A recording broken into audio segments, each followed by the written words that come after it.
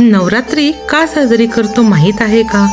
महिषासूर नावाचा दानव पृथ्वीवर हाहाकार माजवत होता. त्याला कुणीही थांबवू शकत नव्हतं. तेव्हा देवांनी मिळून एक अद्भुत शक्ती निर्माण केली. तीच आपली दुर्गा माता. 9 दिवस अखंड युद्ध लढून देवीनं महिषासुराचा वध केला आणि चांगल्याचा वाईटावर विजय झाला. त्याचीच आठवण म्हणून आजही आपण नवरात्री साजरी करतो. महाराष्ट्रात तर घट बसवला जातो, धान्य पेरलं जातं, अखंड दिवा तेवत ठेवला जातो आणि उपवास केले जातात. पण नवल म्हणजे या उपवासामागेही एक वैज्ञानिक कारण आहे बरं का, जे आपण पुढच्या व्हिडिओत जाणून घेऊया. मित्रांनो, परंपरा केवळ आंधळेपणाने पाळू नका. त्यामागचा खरा उद्देश, वैज्ञानिक कारण समजून घ्या. जर तुम्हाला जुनं आहे म्हणून पाळायचं आहे असं वाटत असेल तर हा चॅनल तुमच्यासाठी नाहीच.